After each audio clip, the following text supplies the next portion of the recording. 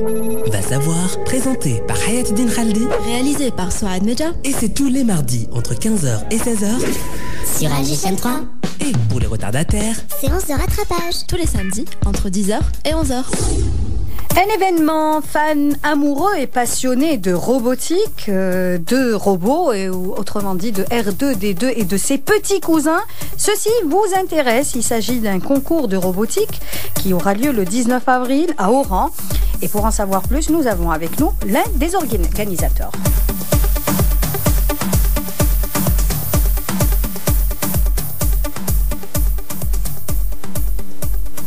Monsieur Medahi Mohamed, bonjour.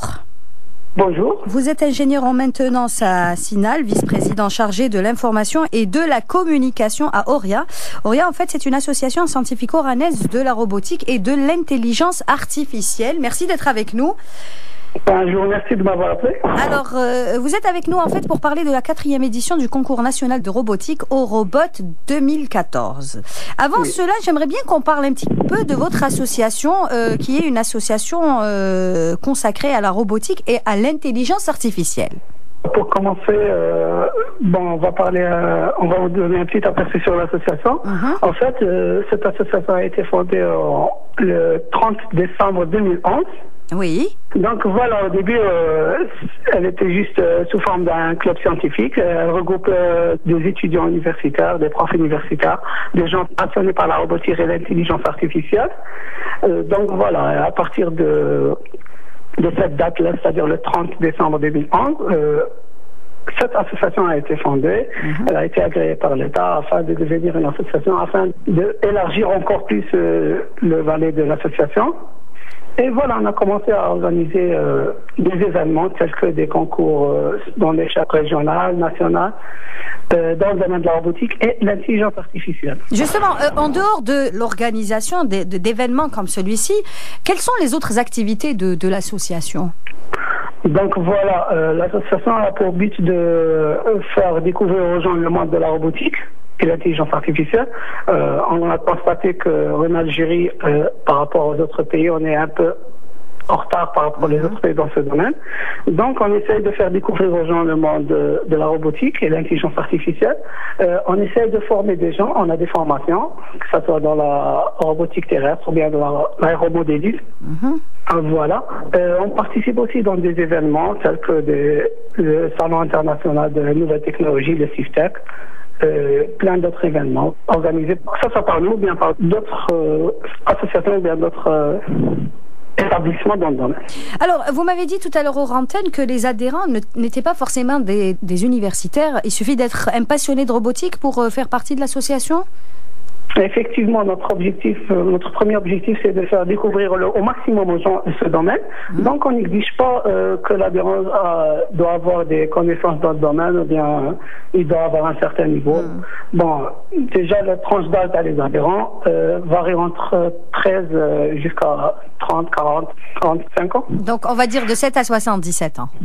Voilà. Pour résumer la situation. On n'a pas des exigences. Le fait que l'adhérent soit passionné par ce domaine, ça nous suffira largement parce qu'une fois l'adhérent est passionné, donc il est motivé en quelque sorte, afin de donner tout son atout pour apprendre et pour découvrir ce domaine.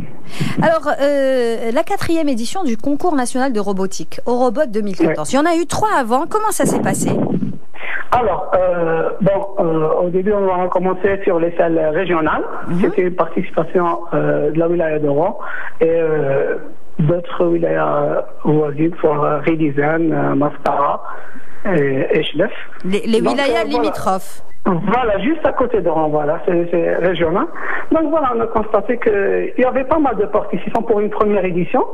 Donc, on s'est dit pourquoi on ne rend pas l'événement national et on donnera la chance aux autres participants d'autres wilayas, par exemple dans la 2e et dans la 3e édition, c'est-à-dire les 2 éditions précédentes. Il y avait une participation de wilayas d'Alger, de Blida, de Constantine. Et voilà, plus les autres participants qui ont eu l'habitude de participer à nos événements, notamment à Mascara, Chlef, Tlemcen et Oran, bien sûr. Alors, comment ça se passe pendant le concours ? Est-ce qu'il y a un jury Allez-y. Le déroulement de concours, par exemple, chaque fois on essaye de garder le même thème et d'ajouter quelques modifications en quelque sorte, mais la base reste la même, c'est-à-dire le concours de robotique. On essaie juste d'améliorer le thème. Voilà. Donc, comment ça se passe l'événement? Par exemple, il y a des participants au début et qu'on commence l'événement par une conférence donnée par un prof d'université. Chaque année, on invite des profs d'université. Déjà, l'année dernière, on a fait 2 éditions consécutives qui s'est déroulée au Centre de loisirs scientifiques d'Europe et l'autre qui s'est déroulée à l'Université des sciences et de la technologie dans Usto MB. Donc voilà, on a profité de l'opportunité pour inviter des profs pour donner des conférences et afin encourager aussi les adhérents. Donc voilà, ça commence par une présentation du robot par les adhérents et ensuite le déroulement suivant le règlement du concours. Justement, le concours de cette année, est-ce qu'il y a des nouveautés pour cette édition par rapport aux éditions précédentes? On a proposé 3 thèmes. Déjà, ce qui est nouveau, c'est le concours du robot labyrinthe. Et on a gardé les 2 thèmes, 2 principaux thèmes, c'est-à-dire le concours de robot suiveur de lit et le robot sumo. Pour la première catégorie, le robot suiveur de lit, il s'agit d'une plateforme mobile ou bien un robot qui est capable de suivre une trajectoire, une ligne noire tracée sur un sol blanc. Oui. Et le jury va chronométrer, c'est-à-dire faire un chronomètre dès le départ du robot afin de calculer Donc c'est un robot qui est capable de se déplacer dans un labyrinthe. Voilà. Et en fait, c'est la vitesse du robot qui est prise en considération. Oui. Voilà, sur la deuxième catégorie, les robots sumo, ça se passe entre 2 robots qui s'affrontent et le premier qui réussira à faire sortir le deuxième robot du dojo sera le vainqueur. Concernant le labyrinthe, la troisième et la nouvelle catégorie qui a été offerte juste cette année consiste à faire la résolution, c'est-à-dire un robot qui est capable de faire la résolution d'un labyrinthe en trouvant la sortie. On a un minimum de temps. Est-ce que vous avez eu beaucoup de monde? Voilà, les participants. Oui, les participations. Beaucoup de participation ou pas? On essaye de faire élargir, de transmettre l'information déjà à travers les moyens des médias. On essaie de médiatiser cet événement.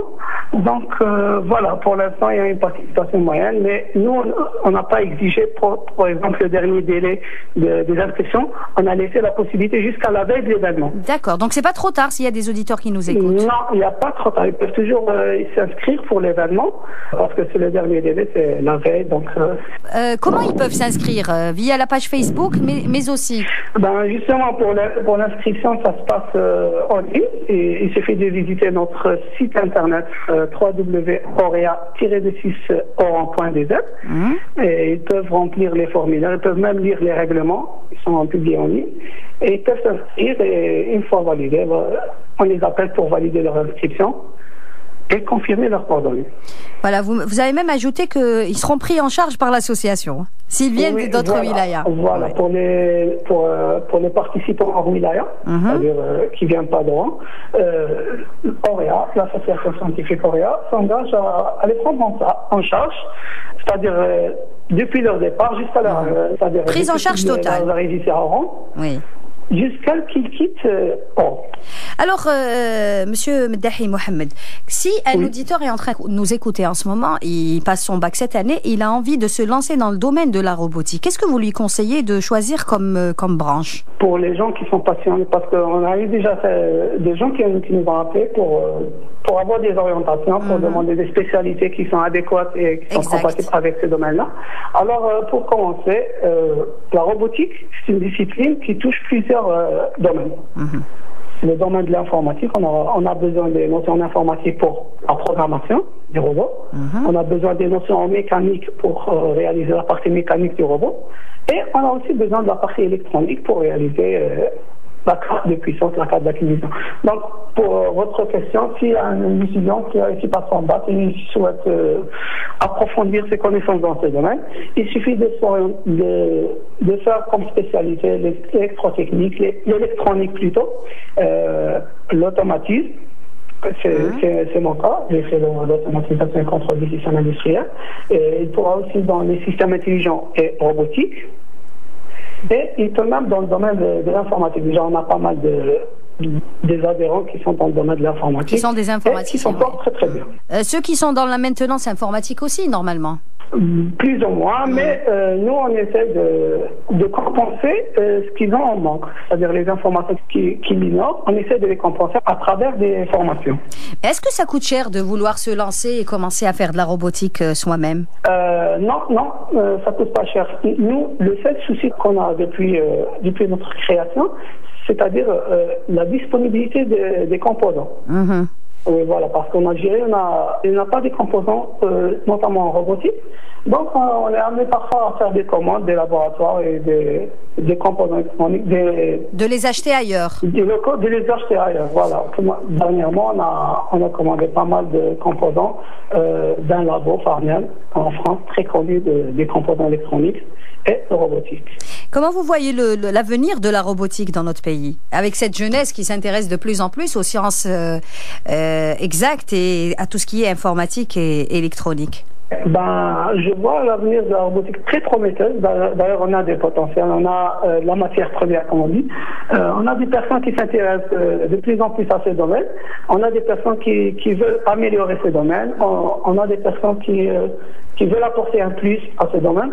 Donc, côté volonté, côté personnel, on n'a pas de souci. Donc, il suffit juste d'avoir du sponsoring, voilà, d'avoir une personne derrière qui peut nous donner juste un coup de pouce. Et nous, voilà, on peut s'occuper du reste. Mais est-ce que vous avez déjà croisé un jeune qui vous est impressionné par son travail? Oui, déjà, on a des étudiants qui étaient en secondaire. Qui ont participé dans les 2 dernières éditions, qui font partie de l'association ARIA, c'est des adhérents depuis un bon moment. Donc, ils nous ont impressionnés, notamment par leurs inventions. Ils ont fait des inventions carrément. Ils ont participé aussi dans les salons internationaux des jeunes inventeurs, organisés à Oran et aussi à Tizi, dans la dernière édition. Et ils ont décroché les premiers prix. Donc, c'est des gens qui sont très impressionnants, qui peuvent donner un plus et ils ont réussi à nous impressionner, voilà. Merci, Monsieur Mohamed Mdahi, de nous avoir accordé de votre temps pour cette émission. Merci beaucoup. Je rappelle que vous êtes ingénieur en maintenance, vice-président chargé de l'information et de la communication à ORIA, c'est l'association scientifique oranaise de la robotique et de l'intelligence artificielle. Je rappelle que la 4e édition du concours national de robotique au robot 2014 est prévue pour le samedi 19 avril 2014 au centre de loisirs scientifiques à Oran. Et puis, si vous êtes intéressé, bien entendu, par ce concours, Monsieur Mdahi vient de nous le dire, il n'est pas trop tard et jusqu'à la veille du concours, vous pouvez toujours postuler en envoyant un mail ou en contactant l'association ORIA via Facebook ou Internet. On vous mettra bien entendu sur la page Facebook de l'émission toutes les coordonnées et tous les liens que vous pouvez utiliser.